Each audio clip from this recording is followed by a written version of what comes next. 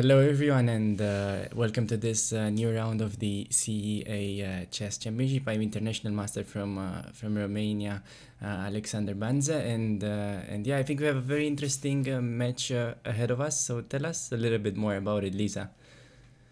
And I am Lisa Orlova from Canada as a co-host for today. Just a little welcome everyone who is watching today, and I just want to explain a brief summary regarding the CEA Chess League. But basically, today we are covering one of the matches between Takes Amazon and also Aardvarks Amazon. So actually, very interesting match today. Two Amazon teams are playing against each other, and everyone. By the way, there's 4 players on each team, and everyone on each team is going to be playing against one another. So it's going to be a very interesting match today. Let's take a look at the Shrook Wafa game. Yeah, we How already is have that coming along? we already have a very interesting game that's been playing between Shug Vafa, a woman grandmaster against Frankovic. So yeah, this position I'm guessing it should be somewhere around equal because Black has pretty decent control in the center, but still plenty of play left. So yeah, I think we can maybe try to move on to the other games. Yeah, of course. Let's take a look. Let's take a look. So today is actually quite a hard match. Basically, almost everyone is above 2,000 rating in today's match. So a lot of fun stuff today. Yeah, and here we can see FIDE Master M. Hassan playing against Bryce Sanjos, and they're having this position which really reminds me of a Slav defense. But look at the bishop on G7. Which is not really what you get in the Slav, and we kind of get this. Actually, it started as a Slav, but I thought at first it's a Grunfeld because of the Fianchetto.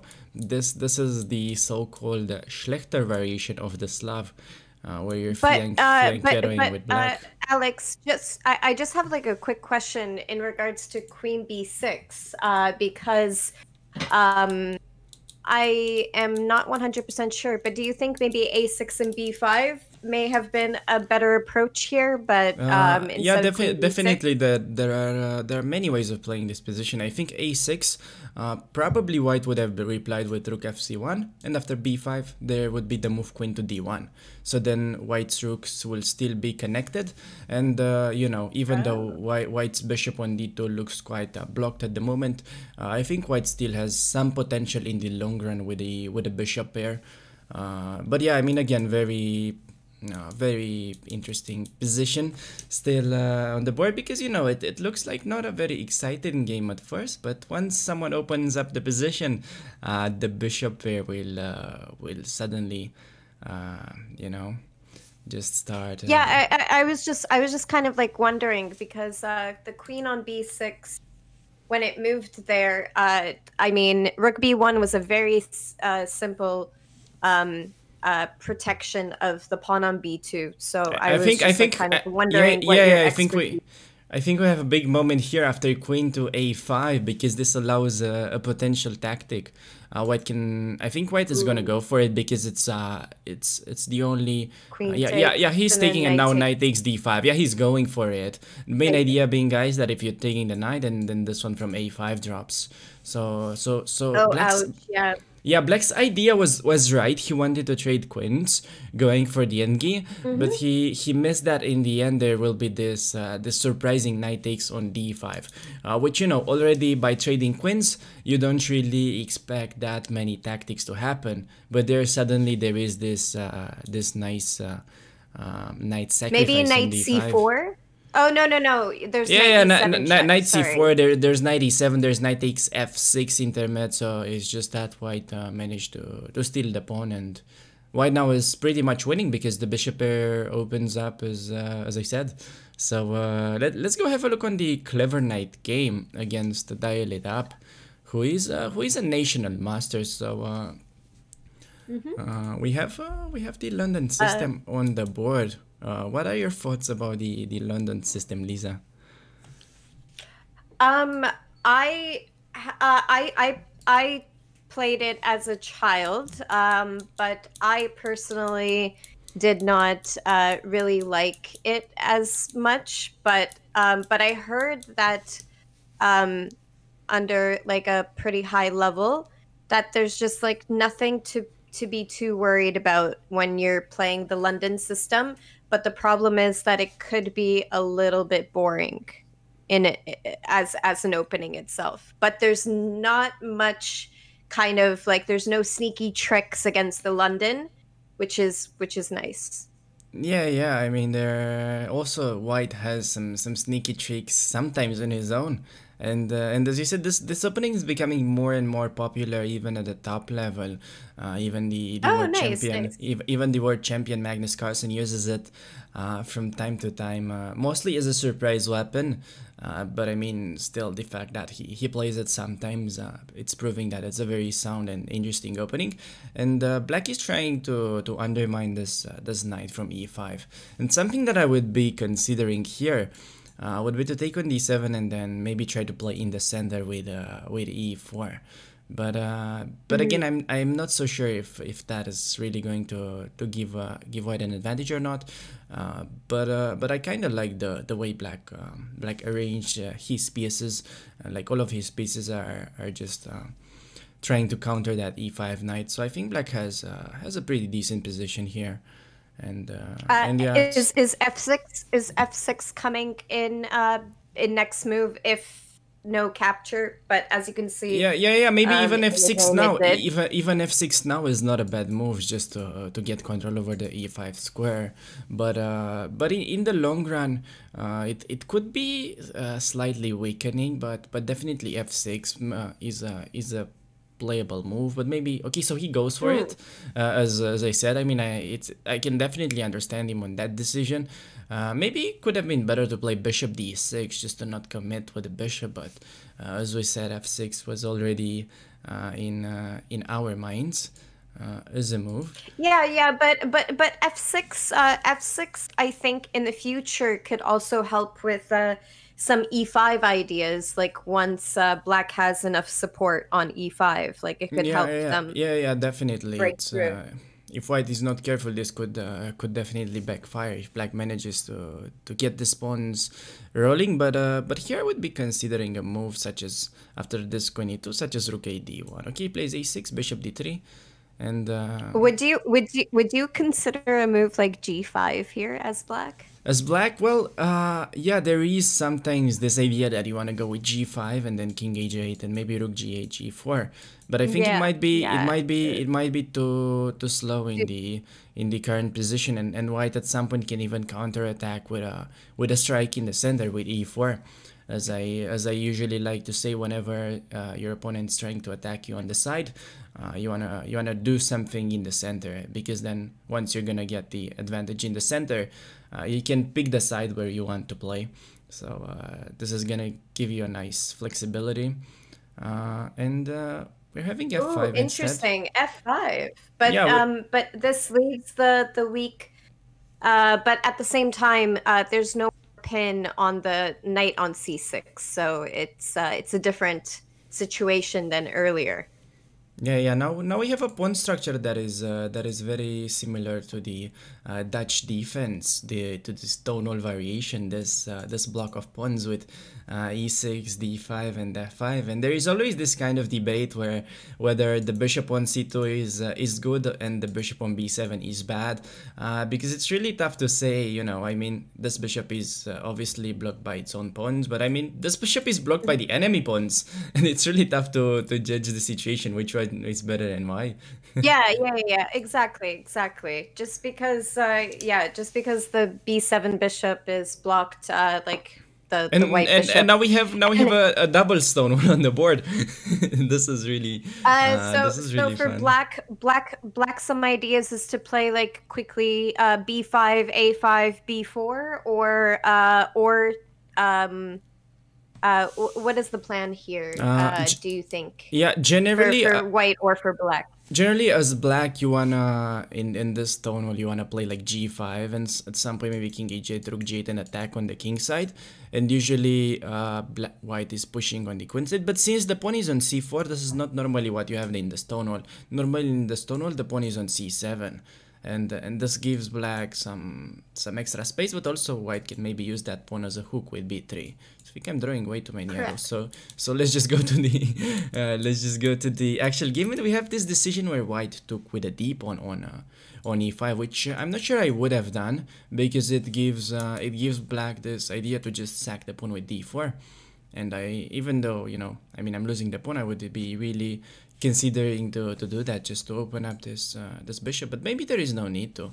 I would have probably gone here f takes e5 though, with the idea to play with g4 at some point. But looks like he got it in the game too, after playing queen h5 and then he played g4. So white is really But I wonder, G6, I don't see too much of a breakthrough in my yeah, opinion, g6 but g6 I is, might is be a great wrong. move to g6 is a great move to solidify the f5 pawn. And I'm also like wondering if people could tell in the chat if everything works all right this time. Oh, I'm actually kind of wondering, maybe in this position for black, they could even consider sacrificing the pawn on d5 to just make that bishop on c6 a monster bishop Yeah, at some that's a great point. point. But what black did, bishop e8 is a great move because it's forcing white to go for the queen trade. There's It's literally defensive. no other square on the board, and once white has to trade the queens, this means there will be no attack, and black has a very solid position. Uh, so yeah, okay. I think it's time maybe to move on, because it looks like M. Hansen already won his game after Hmm. winning that pawn on d5. So let's just have a quick look on what happened Sorry in about that game. sorry about focusing on the previous game a little No, no, bit too no, long. no, no, no worries about it. I mean, it was a pretty interesting pawn structure with the stone wall. So it looked like he just brought his king to the center, guys. So really important when you're in this endgame phase. You really need your king as an attacker. I mean, you're learning that you need to protect your king in the middle game, which is right. But once the queens are off and there is no way to get checkmated, the king becomes a game changer in the endgame. And Hmm. white brought his king nicely in the center, and then slowly slowly pushed his pawns And and even won the second and one. and and in the end game, a bishop pair Yeah, it's is just quite deadly here. handy in the end Yeah. game. Yeah, it's just deadly, and as I said a little bit earlier, that white has potential with the bishop pair. Maybe at the moment the bishops were not doing that much, talking about this position. Hmm. But the thing with the bishop pair, it has a lot of snowball potential. So I mean, the pair of knights, yeah, that's fine. But once the position opens up, the bishop pair, it's just gonna destroy the pair of knights usually. So it's just a nice thing to keep in mind. I mean, just keep the bishop pair, and somehow if the game randomly opens up, you're gonna be the one taking advantage of it. So yeah, I think we also have a decisive game in the Shrook Wafa one Hmm. against Frankovic. So looks like black actually ended up winning that game, where we left it around here. And it looks like a very well played game by black. Already bishop c3 was dropping the knight from f4, and white had to go for this sacrifice for two pawns, but black being upper piece seemed to have no issues in converting it whatsoever. And I Hmm. think I am just going to update the scoreboard real quick, Yeah, and yeah. Yeah, yeah. I will leave you with the game So dial it up against no, no, Clever no, no. Knight. Yeah, yeah. Yeah, yeah, yeah. No, there are still two games actually ongoing.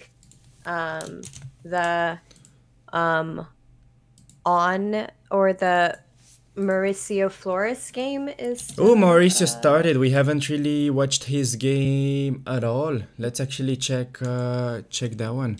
Follow Mauricio. Wait, I cannot follow him. Why is that? Yeah, yeah. Don't worry about it. I will figure it out. I'm going to contact someone. Can you follow just his to game? make sure. Can you follow Mauricio's game? No, Oh, okay, so no. they're playing, but we can't see it. Okay, that's fine. Okay. Actually, I think one of the players is live, but I believe probably waiting for its opponent. So let me. Yeah, maybe they're just preparing really tough for the game, and they had to postpone it a few minutes. They haven't finished their preparation. Did it ever happen to you? Like you end up being late to a game just because you prepare too much? Yep. Well, actually, I almost never prepare for my games. I'm not the very. I'm not the very greatest role model when it comes to chess. I actually always used to do better not even knowing who I was playing, like psychologically. It would work better for me. I see. Just That's one a good second. strategy.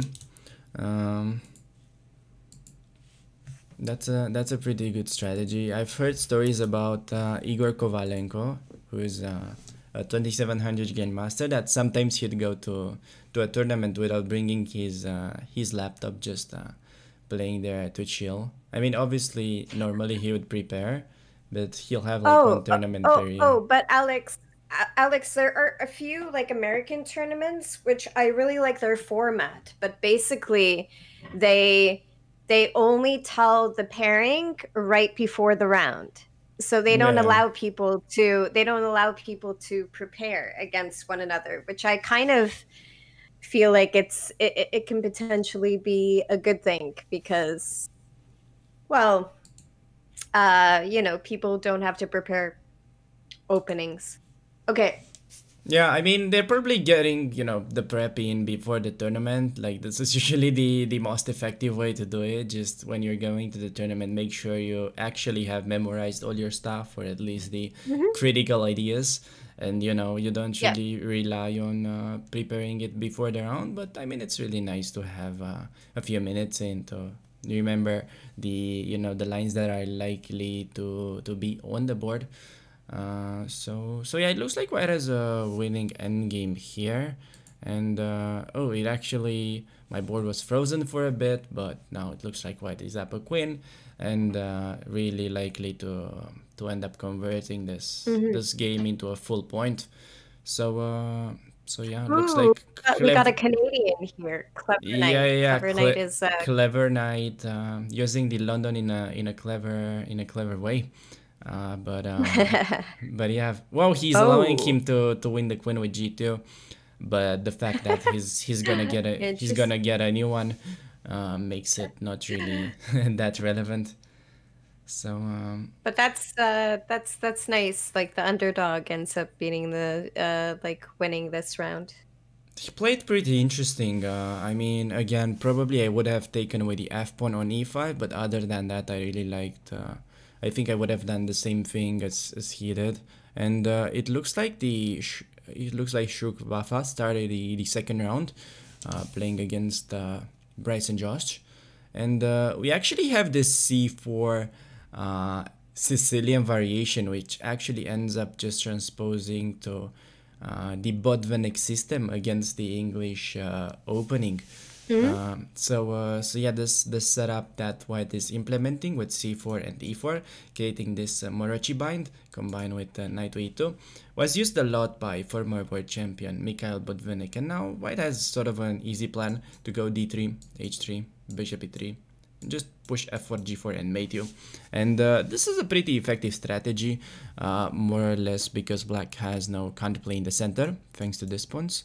And also, you can see that because Black went a5, usually you want to actually just go a6, rook b8, b5. Just do something somewhere. But now after a5, the b5 square is gonna be pretty weak. I'm guessing black was afraid of white pushing b4. That's why he played a5. But looks like white actually ends up pushing d4, which I'm not sure it was necessary, because as I said, looked easier to just play d3 in the all Botvinnik fashion. But white decides to open it up, and we are actually having the Maroczy pawn structure on the board. So for everyone not knowing what is the Maroczy pawn structure, it is when you have the pawns on e4 and c4, and black has traded the pawns from the c file to the one from the d file, and this is a very This really reminds me of like Maroczy bind in a way. Yeah, that's the Maroczy bind. Yeah, that's exactly the same thing, I think. So yeah, it's a really common pawn structure that you get from various openings. You could get this from the King's Indian. You could get this from Sicilian variations.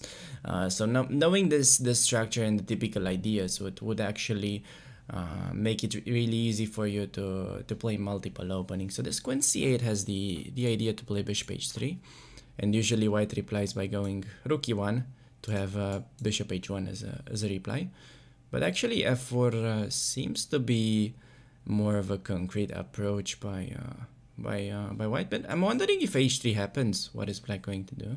Looks like we also have some other games that have started, and I will invite you to have a look on the M. Hassan game, because he seems to be on fire after the previous win, and he just goes for the Scandinavian here. And we get this knight f3 Scandinavian, which is a pretty interesting sideline. Normally the main line is the move knight to c3, taking advantage of the early developed queen, but knight f3 is also a pretty interesting approach. The main idea behind it would be to play d4 and then c4 and then get the knight to c3. Yeah, that's exactly what I was going to ask you. Like, is there a reason why the knight wasn't developed early because of c4 idea? Yeah, exactly. So ideally you'd want to have the pawns connected here in the center, d4, c4, and the knight behind the c pawn. Because usually what happens in the main lines, if you don't play them properly and you go knight c3 and then d4, the pawn from d4 ends up being slightly weak somehow, because it cannot be protected by c3 because the knight is already staying there. And knight f3 is exactly played for that reason.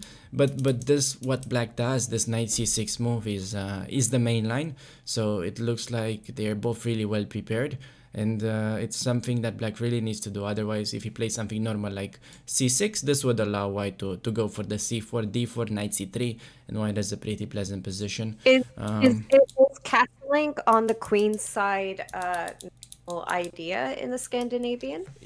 In the Scandinavian, it really depends on the line. For this particular one, this is the best line and one of the main ideas. But in the other ones, I would say maybe not that often, but only in this particular line with knight f3. I mean, obviously there are some other lines where you can try it, but you know, I mean, if you're going for long castle, you're definitely willing to play a 3 result scheme, so you're also taking some risks while going for it. So we have this queen f5, knight c3 on the board, and black might be looking to play e5 and take advantage of the fact that the rook is attacking the queen on the x-rays.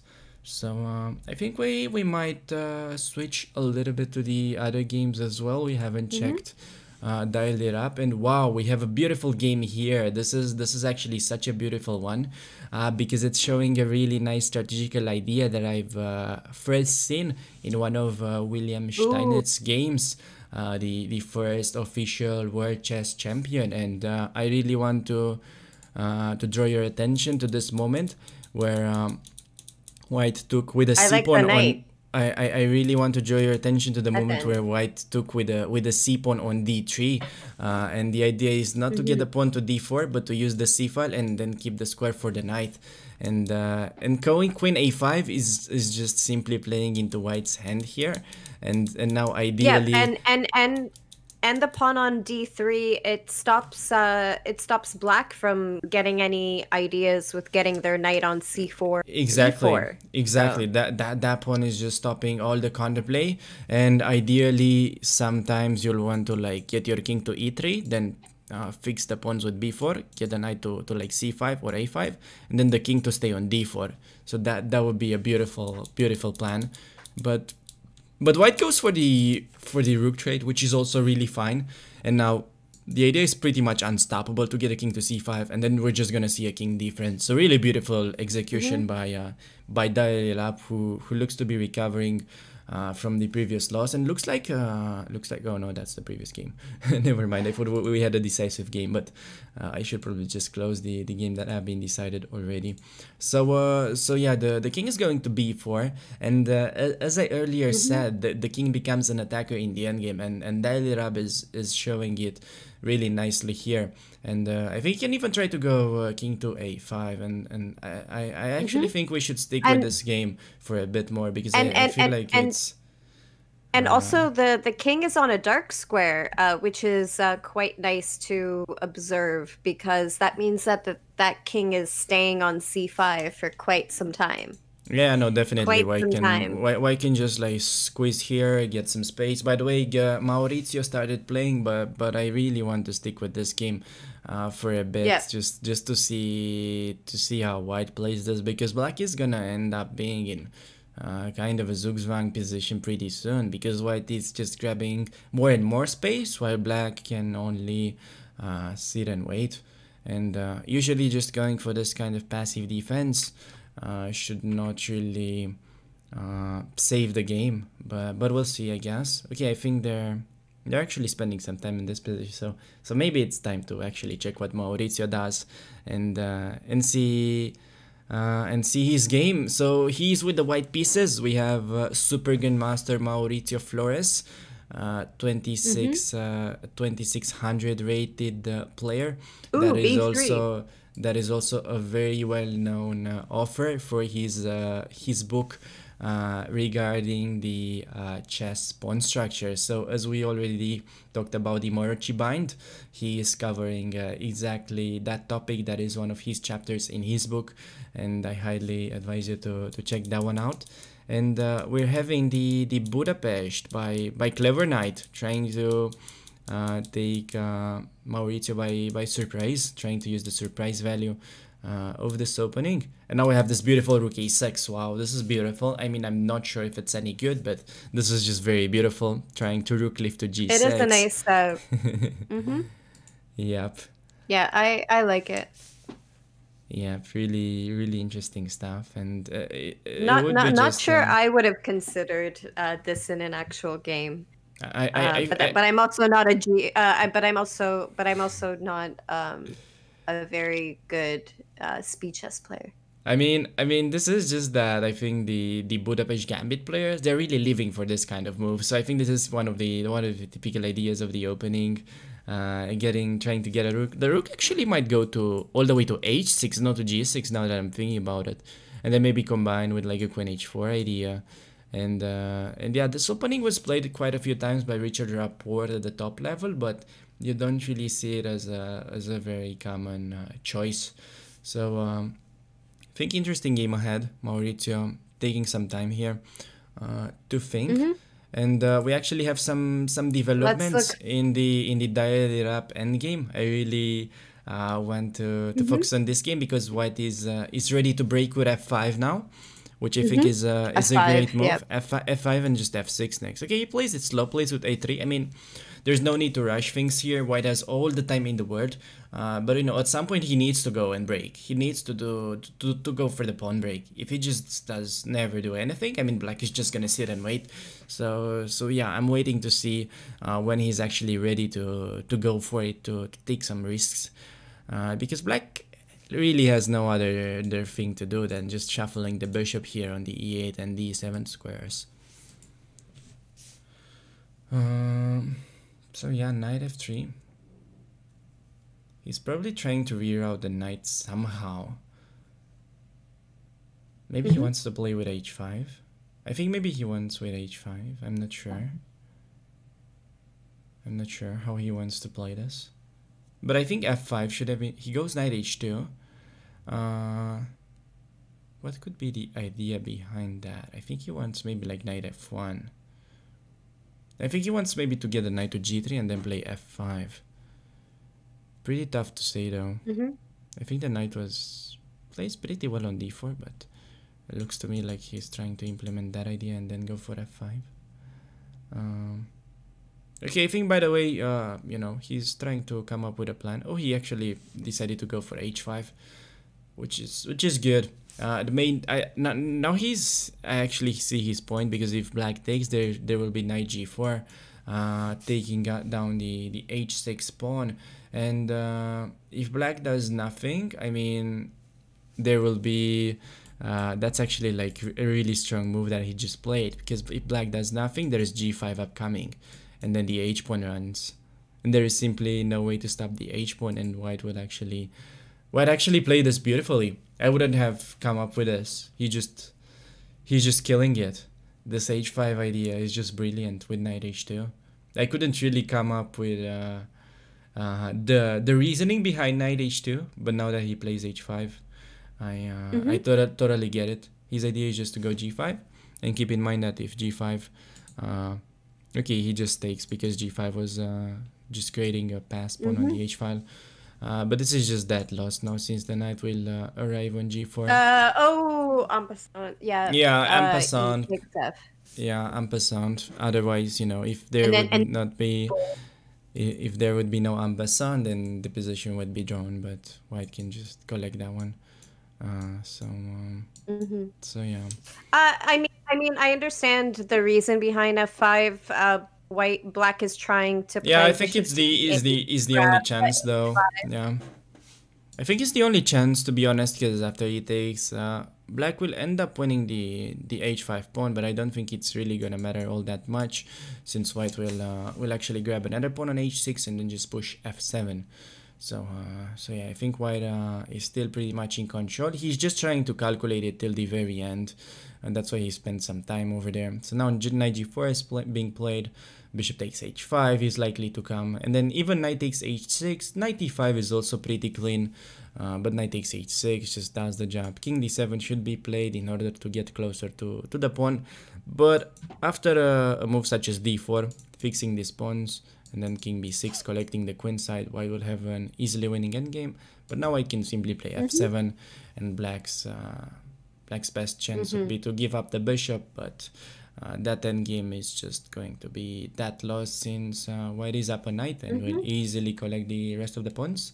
Exactly. So yeah, beautiful execution by dial it up, and again, pretty impressive stuff after losing in the previous game. So he recovered really nicely, showing a very beautiful positional game. So yeah, I think we can actually have a quick look on the M. Hassan game, because we had some we had a lot of developments in the Scandinavian. Down 2 exchanges, but it looks extremely scary. Wow, so watch out for this. He played rook takes d5, and he's not doing it only to look cool, but the main idea is that knight takes d5 would run into bishop g4, pinning the queen, so you have to watch out for that. After rook takes d5, bishop takes, and he looks like he just won. But I just want to have a quick look through the whole game. So after this rook takes d5 moment, he's having 2 minor pieces, a pawn for the rook, which is just a very big advantage in this position, because he has very active pieces. And then the knight on f4 was really good. White tried to do some counterplay, but after queen g5, it was already too late to play g3, because queen takes g3 will take advantage of the pin, and then there will be a checkmate on g2. So white's only chance was to trade queens, but trading queens, it's actually just going to lead to a losing endgame, because black is just up material. And then it looked like yeah, actually this one might have been missed by M. Hassan. Wow, this might actually have been missed, but it looks like white couldn't catch up with the pawns. Still really tricky to solve all those problems. Then just the pawns were unstoppable. and black is finally going to promote the pawn Um, and win the Alex, game. I'm just gonna just leave briefly. Just need to use the restroom. Yeah, sure. Take your Be time. right back. Take your time. Wow. So we have a lot of developments in the Mauricio Flores games, and yeah, looks like the Budapest is actually gonna backfire in this game in particular, which is a pity because this rook a6 idea was really beautiful. Getting ready to bring the rook to g6 or to h6, and after knight e4. Centralizing the knight, attacking the bishop, opening up this beautiful diagonal. Bishop f8 was played, and now f4 is a pretty strong move, getting rid of the active knight and lengthening the diagonal of that bishop. Knight c6 had to be played, but after knight g5, white is actually setting up a pretty unpleasant tactic with knight takes to f7. So this is devilishly tricky now after queen d5.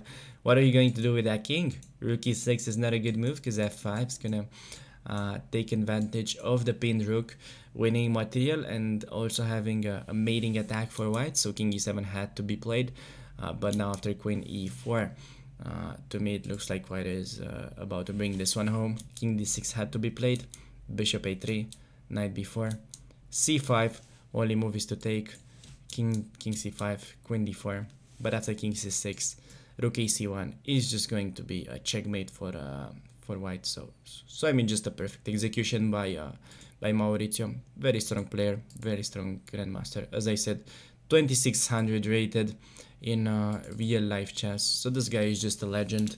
Go ahead, check out his book. He really knows what he's doing, as you can see in this game.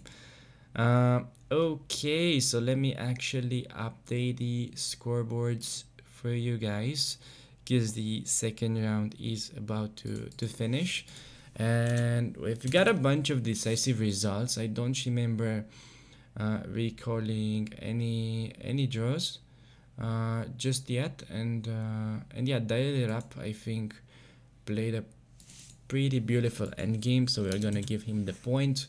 And I actually don't remember what happened in the Shuk Vafa game.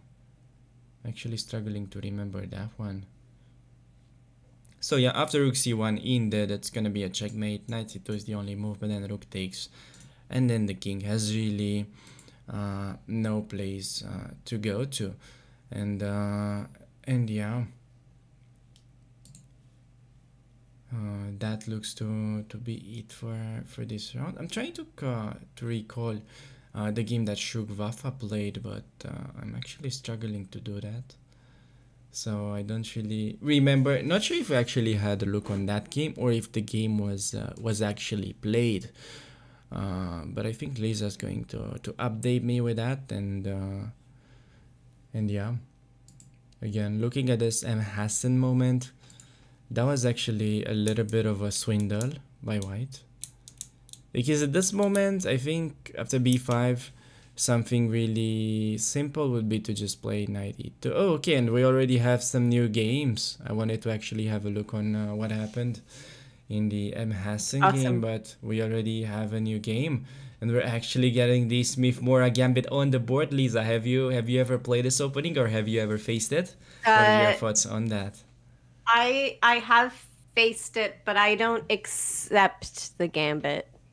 You don't accept it? That's pretty wise. It's a really tricky line to play. I mean, that used to be one of my main lines as a 12 years old kid, and I think I was using it pretty effectively. Anyone was annoyed with it.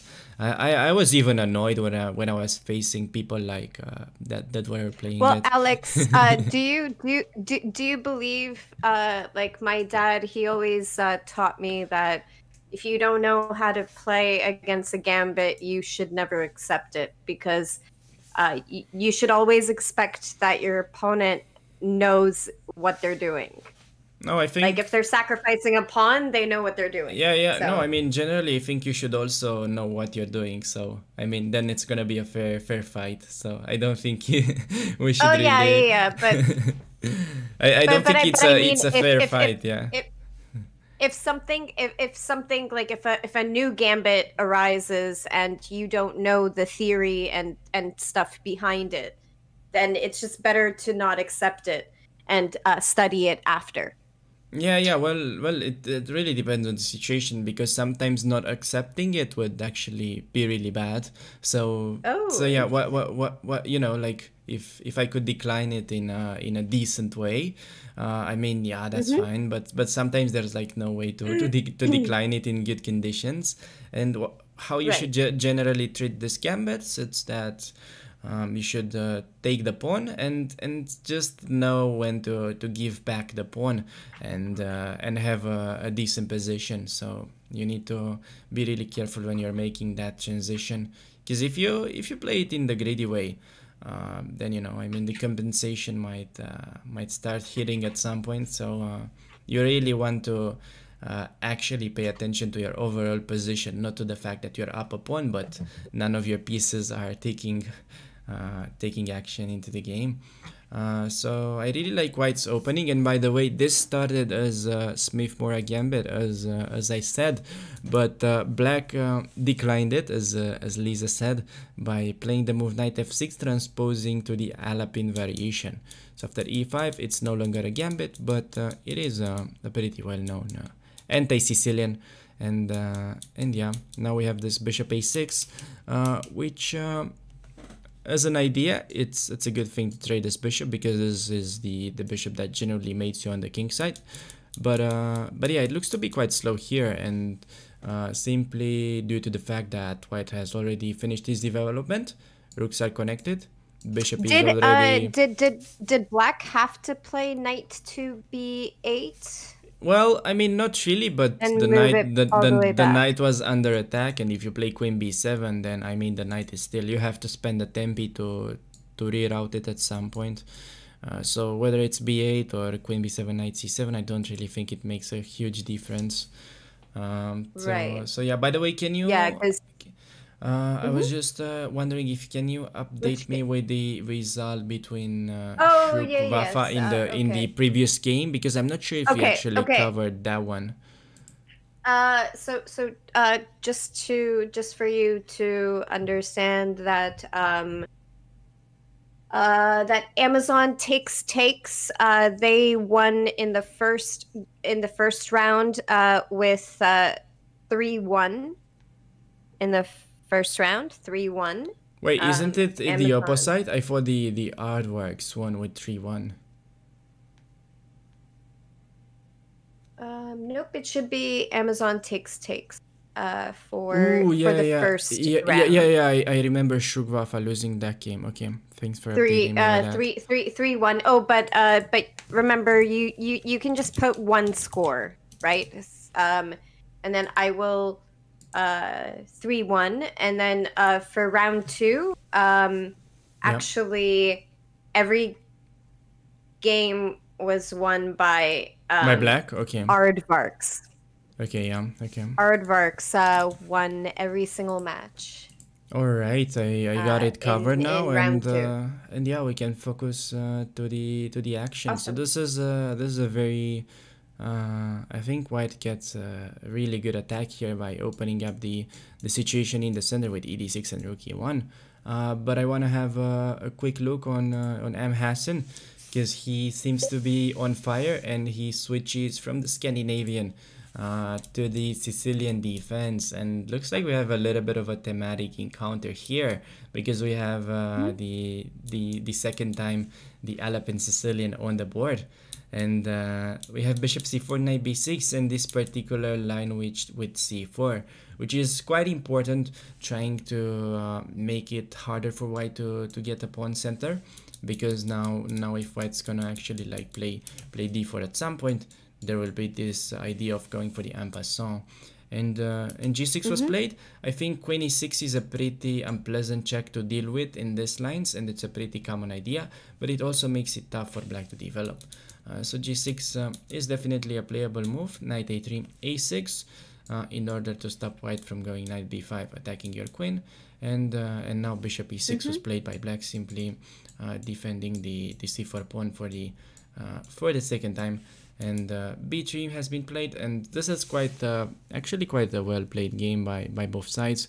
But I feel like if black has to take on b3, then white is actually going to be the one ending up on top from this opening battle, because getting the pawn to d4 would really be something pretty huge here, because it's gonna block the g7 bishop. But again, still plenty of stuff going to happen. 95 was played, 94 by white, trying to take advantage of that bishop and then take the c4 pawn. Bishop d5, black's not gonna allow it. This is actually a very tense struggle here, and I think we should also have a quick look on the other game that's been played by Clever Knight, who is going for the London system once again. He goes for bishop to d3, knight b to d2. We have one of the main lines of the London system, and he goes for the move castle short, which is fine, but I think even more aggressive would be to play knight to e5, and then trying to, you know, keep the king in the center for a little bit longer, and maybe try to swing the queen to h3, play some g4 g5, try to get in some London attacking ideas. But okay, castle short is a move. It allows black to go for knight h5, unfortunately, and win that important bishop, which was not played. And they seem to, okay, now after h3 there is no longer knight h5. This h3, I feel like it should have been played a little bit earlier, just creating a square for the bishop on h2. But now that it's on the board, they're gonna trade the bishops, and e4 is being played. Yep. Alex, I know I told you earlier that I'm really not feeling well, but I might actually, like, I really apologize to everyone on stream, but I think I'm gonna have to step out, Alex. I'm really sorry. It's all right. No worries about it. I think I can take it from there.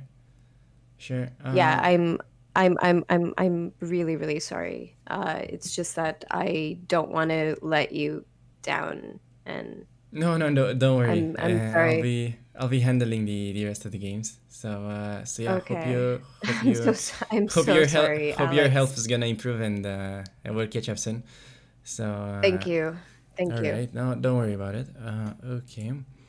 And yeah, I'll just okay, I appreciate it. I'm really sorry once again, Alex. I'm really sorry for leaving you. Don't worry about it. Bye. I'll just Thank you. fix the layout real quick, and yep. Have a good one. Talk to you soon. All right. Bye. Take care. Okay, guys. So as I was telling you, white is going for e5 next, threatening to fork these two guys over there and win material. And black's obviously not gonna allow it. It's gonna take on e4, and after queen e4, white is having a mating idea to take on h7. Black has to stop that by playing f5, attacking white's queen. Queen h4 had to be played. C takes on d4, c d4 by white, and we have a pretty interesting situation where white is left with this isolated pawn on d4, and black has this backward pawn on e6, which really compensates for it. And it would have been probably better to just try to get control over the d5 square, although this would give white ideas of knight e5. The rook d8 was played, and now rook d1, and black simply goes for the pawn. Not afraid of the x-rays, and for good reasons, because after a move such as knight takes on d4, there's queen takes d4, offering a queen trade. So there is actually no way for white to avoid that. And I think black is taking the initiative in this one. So yeah, I think it's time to actually have a quick look on the game that Dial It Up is playing after winning that brilliant game in the French defense. Just a beautiful execution there of the endgame. Looks to be in a pretty equal situation. We actually left the game at this moment where he had a great attacking position, but it looks like black defended pretty well, and he couldn't actually materialize his dynamic advantage to anything, and then it just ended up to be an equal endgame here. So black might even be trying to play this one on after white missing that big chance of going for the win. And yeah, we have the game. This one I believe it's really likely to end as a draw. And yeah, I think having a look on M Hassan games again should be our main priority, because this is a very tense struggle that we just left on rook e1, castle short, f4 by white, and now the move knight to d3. So main idea is that black is threatening to take the rook, and after bishop takes d3, c takes d3, queen takes d3, there will be a pawn on f4 to capture for black, and white's king is already feeling really weak. And queen takes c7 was instead played, but the same queen takes f4 happened after queen c5. Queen to g3 is a really unpleasant move to face, attacking both the rook and the g2 pawn. Knight f3 played, bishop takes, and now after this trade, black is simply up a piece with the idea of going knight e5 and then to take on c3. Maybe that could happen in the future. Never mind, knight c4 was played, but yeah, black is just up a piece and has a winning position. So yeah. Looks like there is not much going on in the dial up game. He's simply really struggling with the time situation, but it looks like he's got everything defended. The rook a2 is probably gonna be played, and well, it actually allows him to take on a4. Wow, so dial it up, actually getting into some trouble after missing that very promising possession. So Frankovic is actually feeling some blood here. He really wants to, he feels like dial up missed a great chance to win the game, and now he really wants to punish him for that. And queen c6 will win the game on the spot, everyone.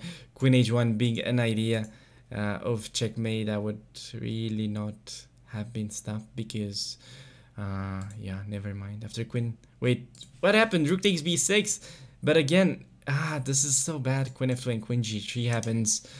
The endgame is so tricky now for white. This is really tricky.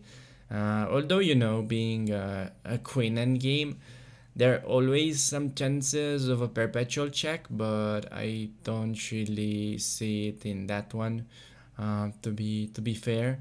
But wait, it allows a stalemate. No way, it allows a stalemate. Queen f6, and he goes for it. No way. He immediately goes for it, dial it up, saving the game with queen takes f6. This is just incredible stuff. And now whatever you do, queen g7, queen aj draws, anything draws here. King g5, queen f5 would be a nice way to draw.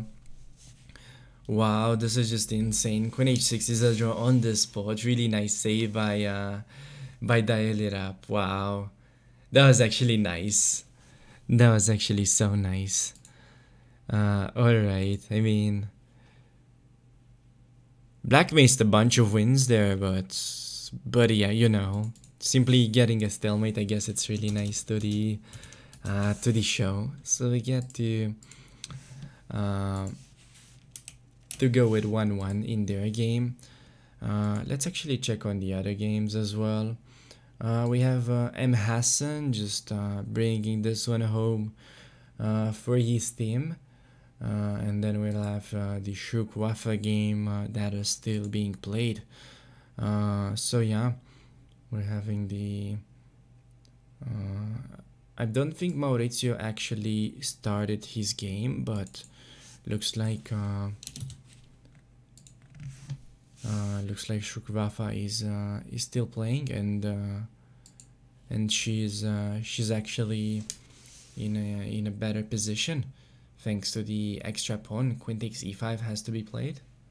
And now, unfortunately for white, there is not a great discovery. Bishop c4 attacks the queen, but there is this rook takes d1 move. That's likely to be played, and then maybe some queen e4, threatening to checkmate. Maybe bishop d5. Blacks get some ideas here. I would guess bishop d5 is the best move, getting rid of the pressure on the diagonal. But yeah, many ways to play this position. I mean, it's true that white also has some compensation on the d file, so that's maybe why I would actually consider the move bishop to d5 just to eliminate all the potential danger. Bishop f1, and now you really have to stop that rook from getting into d7. So this is exactly why she played bishop to d5, and now queen e5, simply stopping the rook from entering on c7. And I really like clever knight's move of going h4, h6. Okay, queen to e3. They're really getting short on time. Black is up a pawn, but it's still like pretty tricky position. Black just takes that because the queen comes on g7, and this is just a really safe position. If you have your queen there on g7, that queen is just defending everything, and Shugvafa keeps taking stuff. Shugvafa takes everything, not worried whatsoever about it. Whoa, no, hg6 is a winning position for white. hg6 would have been winning. Queen g6 allows rook h8, and king takes, there's rook g8 winning the queen.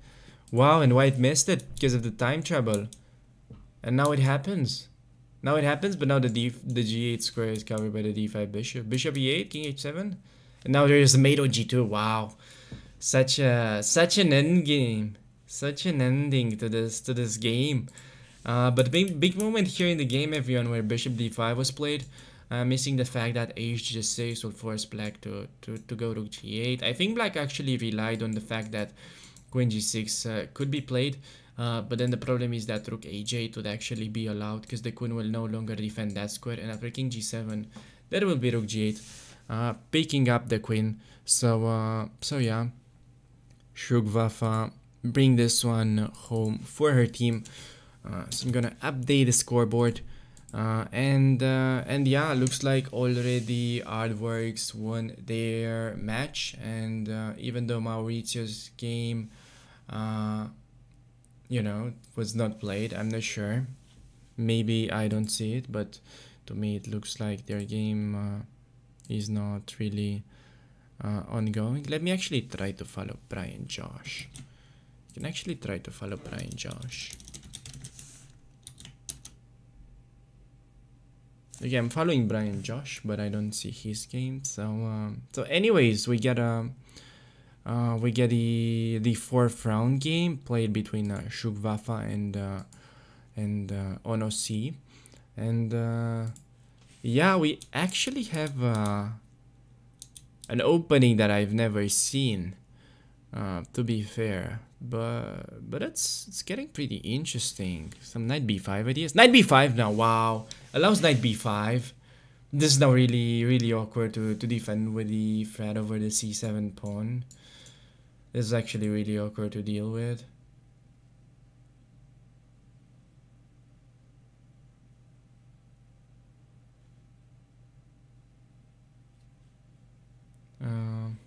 Okay.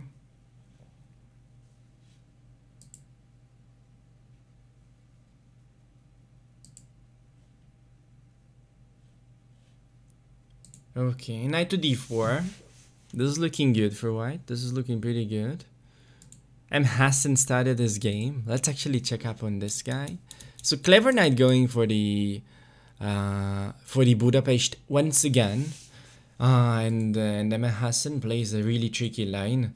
I've actually saw this line being played when I was a little bit younger, and used to play in those tournaments in Romania that were taking place at the beach. There was a thematic tournament on the Budapest Gambit, and I remember having to play this position for both sides, and this was very fun to play, and you know, pretty like M. Hassan's repertoire. He seems to be playing many openings and does it pretty well. So he's doing really well for his team. So yeah, I think maybe we can actually have a look on the Shuvappa's game that actually just fixed the b6 square. I'm really expecting a knight to land there on b6. I'm really expecting a knight to land there pretty soon. Because the b6 is queen b1, also a very good move, just bringing the queen over the open file. That's also something really natural that I would have considered to do. And if knight c6, then you can just play like knight a4. Yeah, I would just go knight a4 here. Bishop f3. That's also a move. The bishop is probably gonna be really useful delivering the attack, and yeah, this is pretty good for white still, I would say.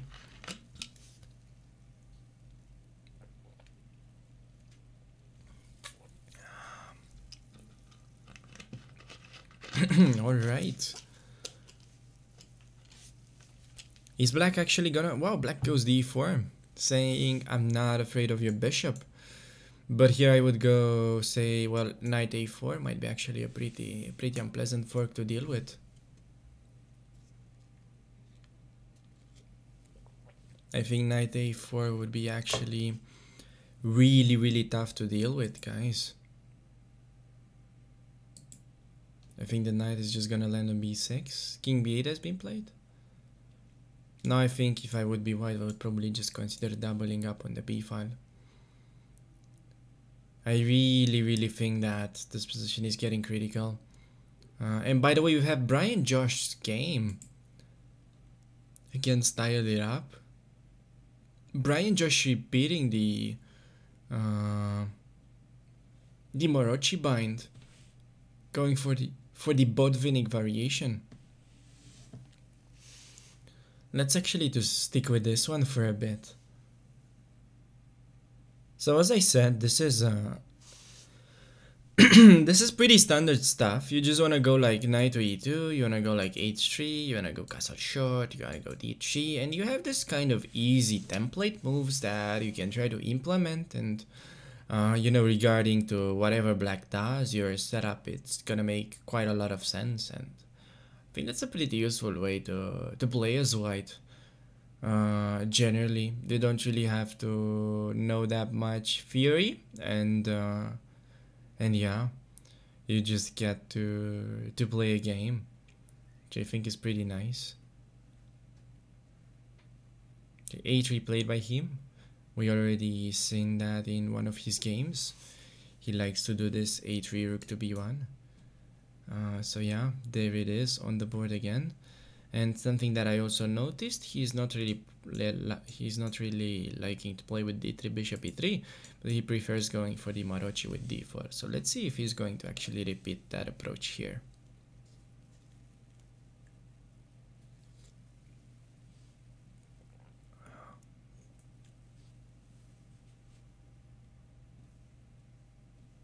He might be, but we'll see. We actually have a lot of developments in the Shuvappa's game, and looks like some big developments happened after queen b7, queen d4, bishop d5, rook fb1. Wait, what happened here? Rook takes b7, bishop takes, and now rook b1. Wow, Shuvappa forgot about the move knight to f3. I don't believe this. This was such a big mess. Just sidestep that and, you know, just move your king or go queen b6. Yeah, I don't know. I'm guessing she was just tired after a long day at work. Because a player such her of her strength normally is not missing this kind of work. So she played a great game till here. It's a pity that, you know, she forgot about this unfortunate fork. Yeah, that's just a pity. That's a big miss. But shout out to Ono c4 taking advantage of that. We've got to give him the credits that he deserves, right? He tried to defend, so he got the point for his team at the end of the day. So yeah, M Hassan, no, that's the previous one. Yeah, M Hassan still playing. Diary lap. We actually don't have the default plan in this one particular because black went for this early knight to d4. And to be fair, I don't really think this idea with b5 is really that effective altogether because yeah, I mean, I think black will just take it, and I would probably again prefer to just play something a little bit slower like bishop e3 and just try maybe f4 and slowly try to advance my pawns on the king side and, you know, eventually get a checkmate. You never know. But you've got to try it. If you don't try it, then don't expect to get it. So yeah, b5 played. Let's actually have a look on M Hassan's game because it looks like we've got some developments in the Budapest game. I still like his position, mainly due to the fact that white has this nice space advantage with the pawns in the center of the board. But you know, still black's got some dynamic ideas on his own. For example, like getting the knight to b3, which is stopped immediately by M Hassan. Now I'd be expecting a move such as a5, a4 at some point, trying to fix that pawn, fix the weak square on b3. Probably castle short though is better. We'll see though. Queen h4, wow. Forcing white to make an awkward g3 move. Might be pretty useful for black in the long run to weaken that diagonal. Weakening some light squares around the king, especially the h3 square, which he goes for it. But I think f5 could be strong now, shutting down the bishop potentially, and then maybe idea is to play rook b1 and kick the knight from c5. I think it would be actually pretty unpleasant to deal with as black. I think this would actually be really tricky to deal with. Yeah, rook b1.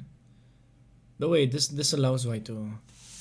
I think this allows white to go for bishop e3 everyone and then just go bishop g4. And suddenly activate that monster light squared bishop. Not sure if this had to be allowed, but obviously he wants to go for b4. But I'm trying to actually understand if black is in time to go for the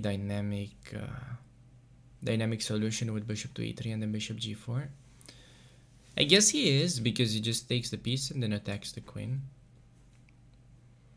But again, from like a structural point of view, white should be better in this position, you know, based on the static factors, because the d6 pawn is a backward pawn that white can, in the long run, just attack, because these pawns are nicely stopping it. And yeah, I really like the idea of going queen f1 here, offering the endgame.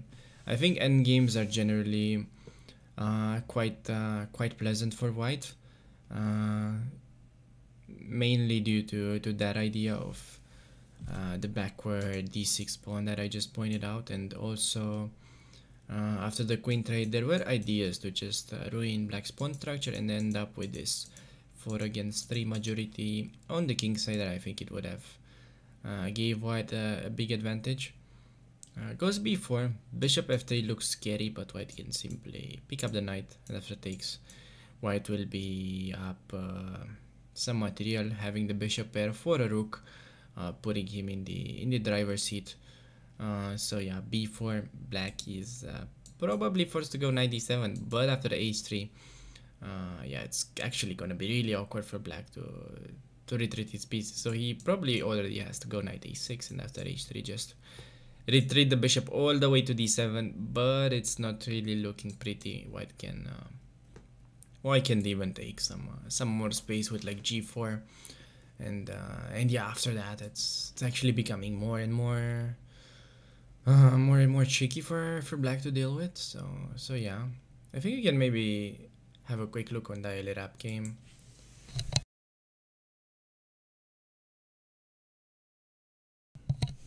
So I really like the fact that black played this f5. So usually when white is ready to push with this f5, then you really wanna keep this this idea of stopping the pawn with f5, not allowing it to further advance. And this could also be used when white plays g4. You wanna have this f5 idea, but then you're vulnerable to reactions such as takes and then g5 and the h pawn runs. That could actually be pretty unpleasant. So that's why it's best to start with f5, king h1 and b6, making a square for the bishop. e5, another great move by dial it up. To me, it looks like black is having pretty good chances in this position, mainly due to the fact that the knight will cooperate really nicely with the bishop, and the knight on b5, which looks to be very active. It's actually not really doing all that much, compared it to the other one on c5 that is putting a lot of pressure on the e4 pawn. Now we actually have an isolated pawn on c4, which black could target. For example, with like bishop e6, yeah, now creating the threat of playing d3 and then taking it, so the pawn is defended. So a key idea for black would be to interrupt that defense and then pick up the pawn from c4, and yeah, this looks really good for black. Let's actually have a look on M. Hassan's game, who looks to be trapping the enemy queen and really punishing that that Budapest gambit. Which it's pretty sad for the Budapest fans out there, but yeah, I can try to cheer you up and say maybe black made an inaccuracy at some point. I think he really had some dynamical prospects. And ooh, this beautiful move to finish off the game, bishop f3, opening up the way to the enemy queen with check and then picking up the queen. Is yeah, finishing the game on the spot, and M. Hassan brings the point back for his team, and now the score is tied. Everyone in the game takes against Aardvarks. And wow, we have a late joiner. We have Mauricio Flores actually starting his game against Ono C. So yeah, let's see how that one's gonna turn out. And yeah, we've been having exactly the line that I mentioned in the dial up game. Looks like black got that pawn from c4, but it's still like not an easily winning position, because if you give white some moves, he'll go g4, g5, and then f6. But yeah, I mean, black's looks really crushing with his pawns in the center. And yeah, let's actually just wow, another Alapin. Yeah, people really like the Alapin Sicilian. It's becoming a really trendy line. He goes for the mating idea with bishop d3, something really common as an Alapin player. Another reaction that black can try to go for would be to play f5, and after takes you wanna take with a knight, attack the queen and defend against the checkmate, but g6 was played. And let's see, let's just watch and learn. Let's just watch Mauricio's game. You can see that it's a pretty big rating gap. Honestly, being rated 1900 in Blitz, and Mauricio's rating is 2800. Also, just reminding everyone that Mauricio Flores is a very strong grandmaster with a rating of 2600 in over the board chess. So he is definitely the big favorite in this one. But I really like Onosi's opening that by move 13 developed all of his pieces, connected his rooks. So yeah, I think he got a very decent openings. Maybe he can consider pushing h4, h5 at some point, trying to chip away on black's king side. So let's see.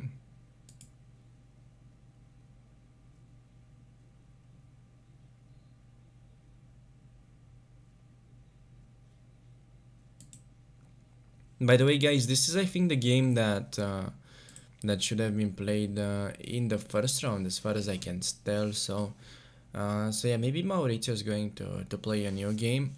I'm not sure if you guys could let me know in the Discord. That would be nice. But I'm guessing Maurizio will have to play a separate game because he started a little bit later. Because this looks to be the game that should have been played in the first round. And again, we have this hanging pawns here that I think black has, you know, the thing with the hanging pawns, they're really, really good if you can combine it with some dynamic play. But if black manages to go bishop b7, rook c8, trading the queen somehow, those pawns will just end up as targets for black. And I think it might actually end up being a pretty instructive game now, because white allows more trades. Goes for rook e3. Ideally, there will be a mating net with rook h3, rook e3, and then rook takes h7. That could be a pattern, rook h3 back and then there, but really, really slow, and I'm really expecting Maurizio to play a move such as queen c7, offering the queen trade, and maybe even rook d5. Yeah, rook d5 has been played. Attack the enemy queen, and yeah, just trying to get rid of that annoying queen, basically. Queen e4 has been played.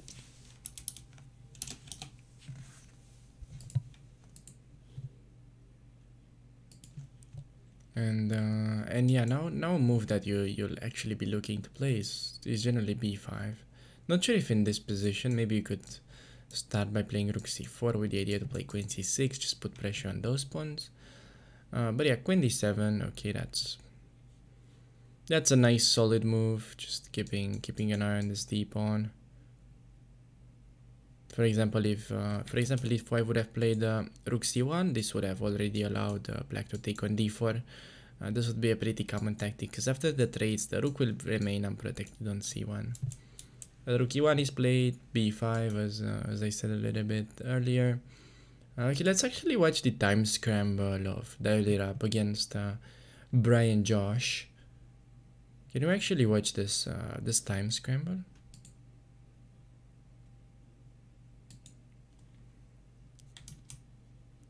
Okay, I mean, looks like black should be winning, but it definitely gets really tricky under the last 10 seconds for both players.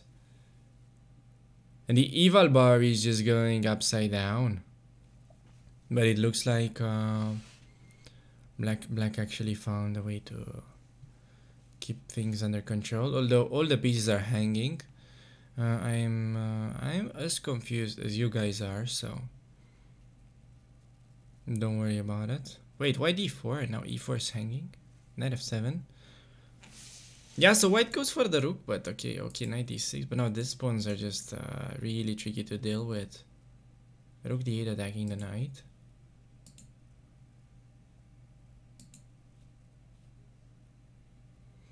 Yeah, looks like black should actually end up winning this one, but a lot of pieces hanging still. Really tough to evaluate this. Looks like Clever Knight is playing against the move. Clever Knight tries to guess some of his colleagues' moves after losing the game to M. Hassan. Okay, now finally d3 is gonna come in. Black is just collecting this one, and Dial It Up will bring the win home for his team. So yeah.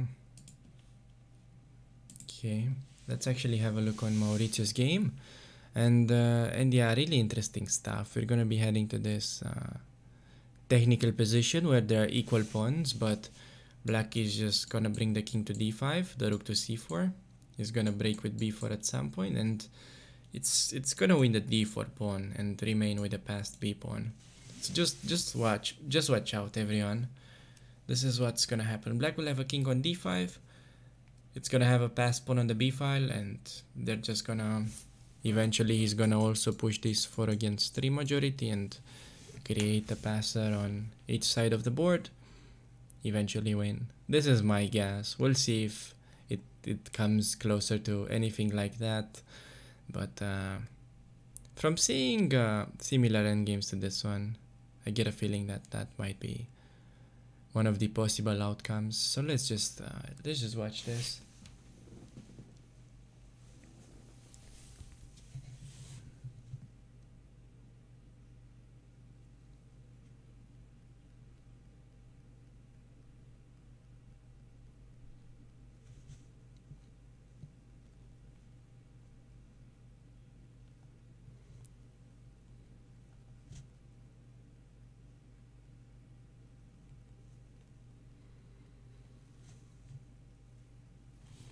Oh, looks like wow, looks like I forgot about this. Wow, this should have been not allowed. He should have kept the rook to defend the a2 pawn, but now black just wins the pawn.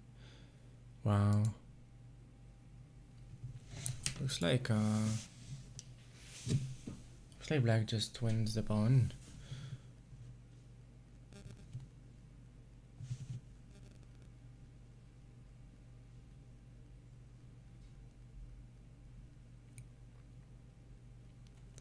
Yeah, now just the a pawn runs. Really tricky to stop it.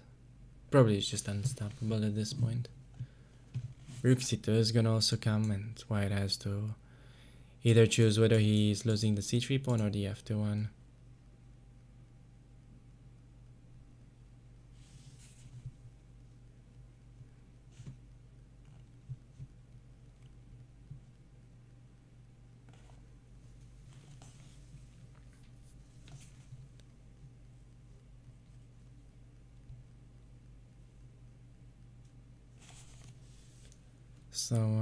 So yeah, looks like a2 is gonna be played.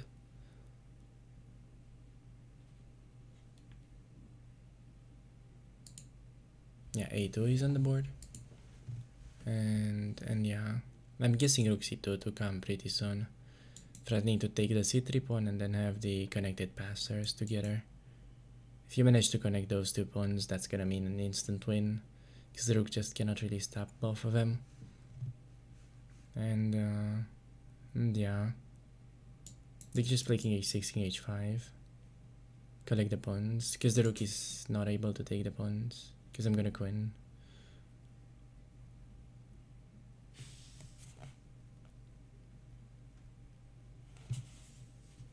So yeah, just gonna go king h5, take.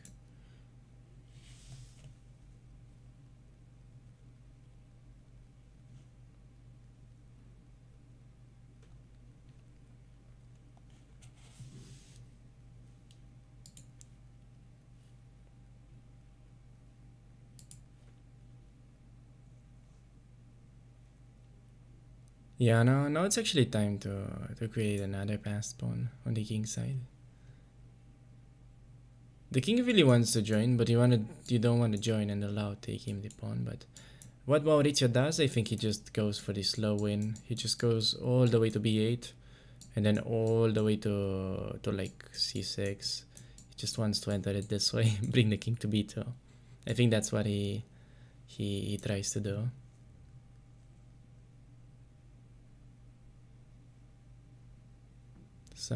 So yeah, the king is joining. All right. Yeah, white is thinking, but unfortunately, there is not that much to think about.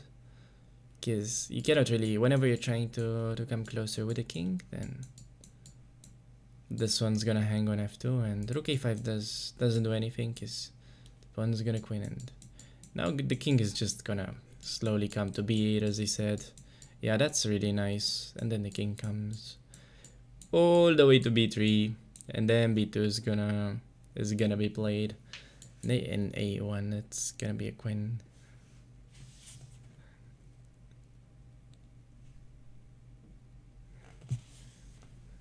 And yeah, there's simply like no counterplay for white whatsoever in this position, unfortunately. As I said, if you ever try to do anything with a king, then f2 is gonna hang. And if king f3, I'm just like gonna take on c3. And a pretty common idea to keep in mind in this position would be to block the rook like that. I mean, you don't need it in this position, but yeah, just gonna play king e8, king b8, king c8. So yeah, I think this might just end up to be a win for black, because I don't really see any other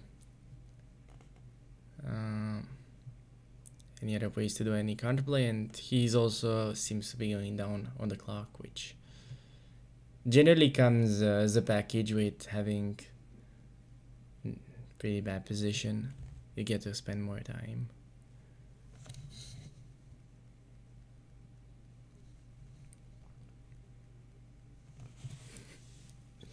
So yeah, H5, but you can just take it. Yeah, he tried it, but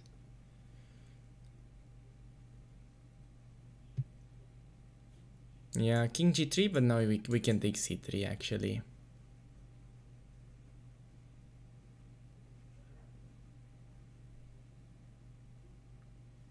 Yeah, rook to C2.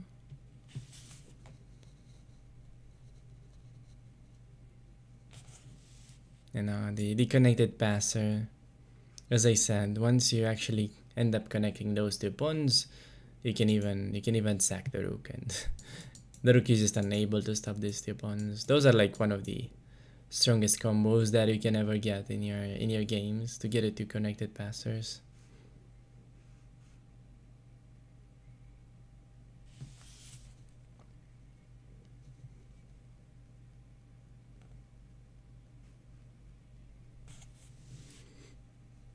Yeah, B3 is gonna be played, and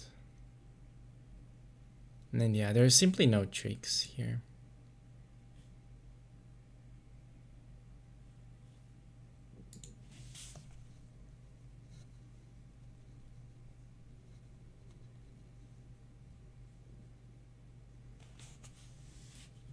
Rook F1. Okay. Idea is to queen next.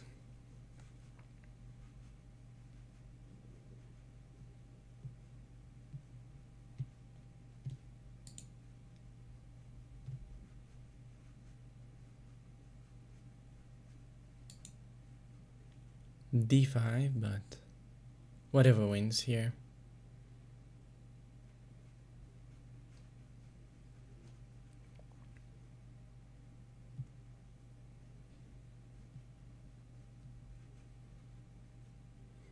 Queen F6. Yeah, this is gonna be a checkmate pretty soon. So yeah, let me actually update the scoreboard, and as I said, this should be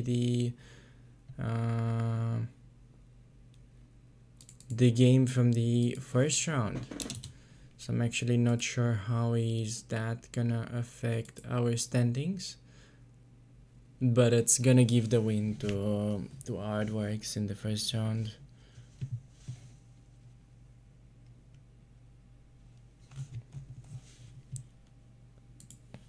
Okay, so the game's over. I'm wondering if we're gonna get more Mauricio games. We might get one more game by Mauricio because he joined late, but yeah, we might also get some people to interview, which could be nice.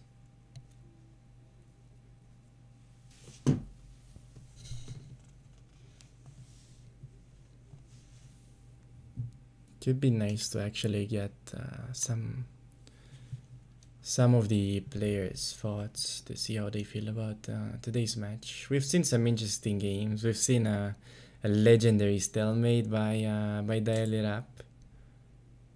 That was no, actually, I think it was by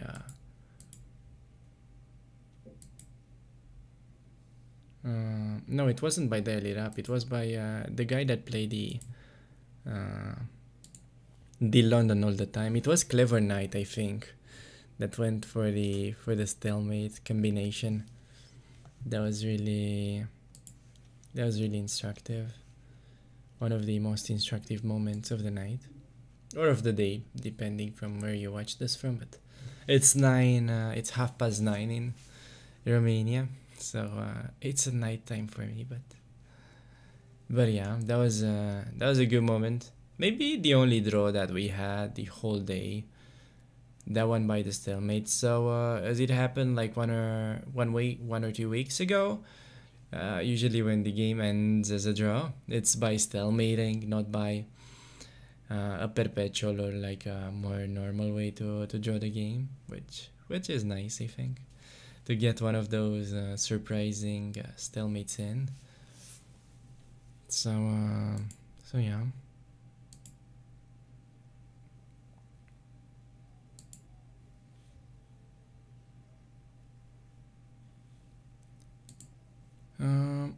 All right. That was the last game that we just saw, and it didn't really happen the way I said it, but it's still pretty much more or less because of White forgot about the fact that rook e6 is a legal move, and then there's no way to defend that pawn, and it falls with check. Because you could try playing rook e5, go for the counterplay, but the bad part is that the pawn is dropping with check, so... And then black will be in time to actually defend the pawn from b1, b5. So yeah. Then after rook e6, black is just having a better position, but also getting some material for it. So yeah. Then he went. I'm guessing he wanted to go king h5, but then he sort of tried to. He kind of was like, getting king h5 is fine, but why am I not simply going all the way to b8, win it easily? That was kind of the main plan. So why just I cannot really make moves on the board, but you can try to make an exercise here and try to visualize it with me. So black will just get the king to b7, then come with the king all the way to b3, and then the pawn will be protected, and you can either play king b2 and queen, or you can go rook c1 and queen. So those would be some really common ideas that you could do here.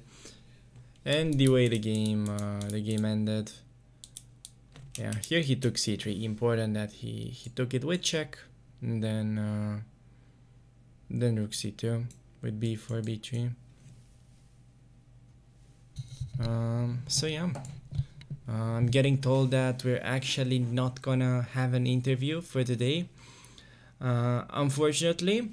But yeah, I think anyway, just to summarize things up, the team of Amazon Aardvarks dominated the match against Amazon Take Stakes, and for good reasons. I mean, they have a pretty good team. We've seen some pretty impressive stuff by Mauricio Flores, by M. Hassan. Shugwafa also played very interesting.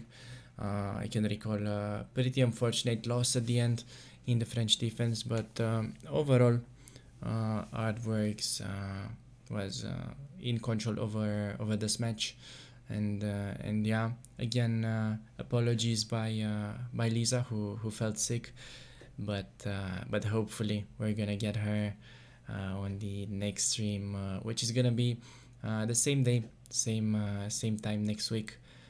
So Saturday, 10 a.m. Central Time, I think. I'm not sure. It's 8 p.m. time, so you can find it that way. But yeah, thank you guys for watching, and hopefully we'll see you next week with the corporate chess league. So take care.